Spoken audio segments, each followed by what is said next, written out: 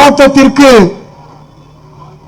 தலைமை தாங்கிக் கொண்டிருக்கக்கூடிய முன்னிலை வகிக்கக்கூடிய மாவட்ட காங்கிரஸ் கட்சியினுடைய தலைவர்களே, இந்த நிகழ்வுக்கு வருகை தந்திருக்கக்கூடிய தமிழக காங்கிரசுடைய முன்னாள் தலைவர், முன்னாள் அமைச்சர் அண்ணன் தங்கபாலு அவர்களே, சட்டமன்ற காங்கிரஸ் கட்சியினுடைய தலைவர் என் அன்பு சகோதரர் ராஜேஷ் அவர்களே, அண்ணன் பலராமன் அவர்களே, முன்னாள் இன்னார் சட்டமன்ற உறுப்பினர்களே,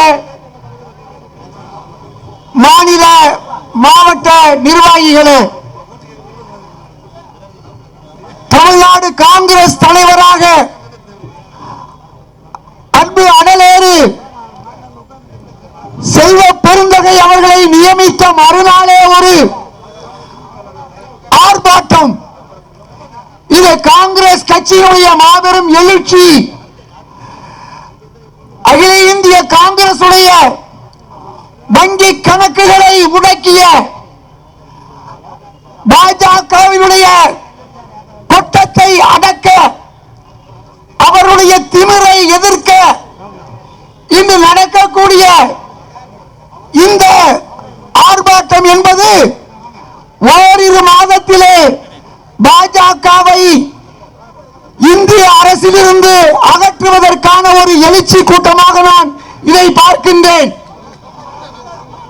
காங்கிரஸ் கட்சியுடைய தோழர்கள் இன்றைக்கு ஒரு நாளிலே அன்பு சகோதரர் சிவராஜ மாணிக்கம் சிவராஜசேகர் அவர்கள் எடுத்த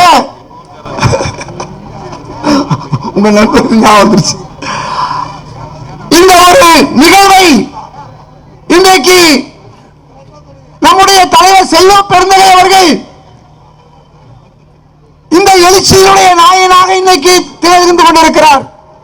உங்களுக்கு எல்லாம் தெரியும், சட்டமன்றத்திலே மிக சிறப்பாக பணியாற்றி பொது கணக்கு குழு தலைவராக மட்டுமல்ல, முன்னாள் தாழ்த்தப்பட்ட பிரிவினுடைய தலைவராக மட்டுமல்ல, சொத்து கணக்கு சொத்து மீட்பு குழுவாக இருந்து தமிழக காங்கிரஸ் கட்சிக்கு பல்லாயிரம் கோடி சொத்துக்களை மீட்டு தந்தவர் அன்பு தலைவர் செல்வ பெருந்தகை என்பதை நாம் மறந்துவிடக் கூடாது. காணாமல் போன சொத்துக்களை ஒரு குழுவாக நாங்களும் அவரும் இருந்து அதற்கு பெருமுயற்சி எடுத்தவர் இன்றைக்கு தலைவராக இருக்கிறார்.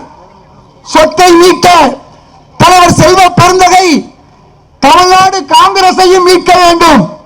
இன்றைக்கு நான் பார்க்கின்றேன், பல கட்சியிலிருந்து காங்கிரஸிலே இணைவதற்கு கேட்டுக்கொண்டே இருக்கிறார்கள். காரணம், காங்கிரஸிலே ஒரு இளமை மீண்டும் திரும்பி இருக்கிறது. நம்முடைய காங்கிரஸ் தலைவர்கள் இருந்த தலைவர்கள் அத்தனை பேரும் காங்கிரஸை வளர்த்தெடுத்தார்கள். அந்த வரிசையிலே தலைவர் தங்கபாலு உட்பட முன்னாள் காங்கிரஸ் தலைவர்கள் அனைவரும் எடுத்த அந்த முயற்சி அடுத்த கட்டத்தை நோக்கி நின்று கொண்டிருக்கிறது.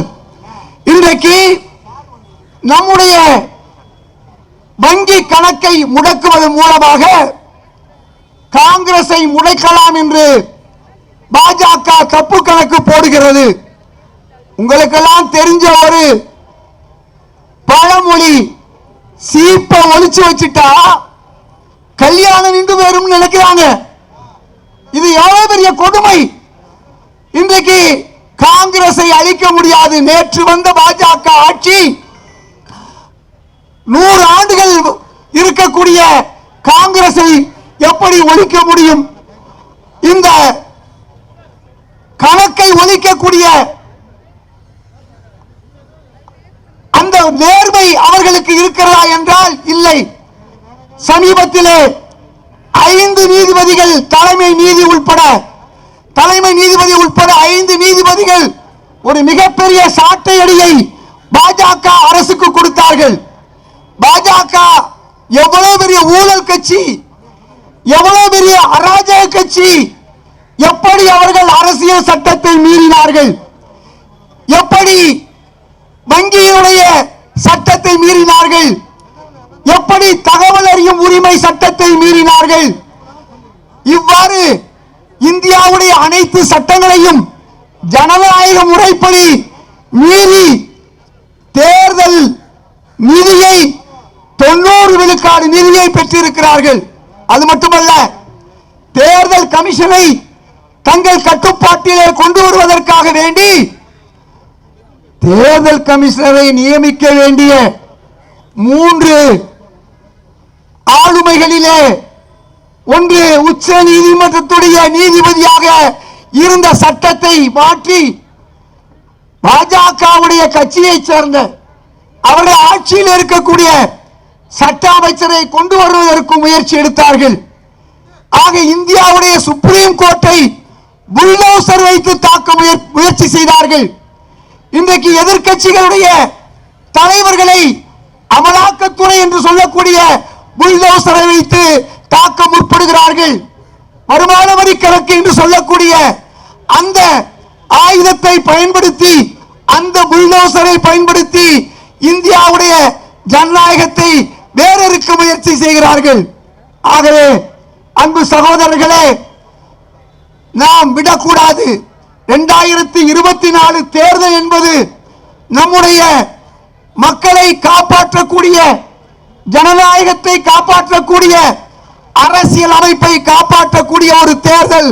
நாம் ஒவ்வொருவரும் அஞ்சாது துஞ்சாது பாடுபட வேண்டும் என்று கேட்டு வாய்ப்பளித்த நண்பர்களுக்கு நன்றி கூறி, இதுவரை நமக்கு தலைவராக இருந்த தலைவர் அழகிரி அவர்களை இந்த நேரத்தில் நினைத்து வாழ்த்து கூறி விடைபெறுகிறேன். வணக்கம். அவர் ஒன்று சொன்னார், பதவி அவர் ஏற்கும் போது சொன்னார், கீதையிலே சொன்ன ஒரு வாசகத்தை சொன்னார். இந்த நேரத்தில் நான் நினைவுபடுத்துகிறேன். அது யாராக இருந்தாலும் அவர்களுக்கு உள்ளதுதான். பதவி என்பது வரும் போகும், போகும்போது முகமலர்ச்சியுடன் போக வேண்டும் என்று சொன்னார். இன்றைக்கு நாம் முகமலர்ச்சியுடன் ஒரு புதிய தலைவரை, ஒரு எழுச்சி தலைவரை, காங்கிரஸ் சொத்துக்களை மீட்பதற்கு பாடுபட்ட ஒரு தலைவரை தலைவராக பெற்றிருக்கிறோம். வாழ்த்தி விடைபெறுகிறேன். வணக்கம். ஜெய் ஹிந்த்.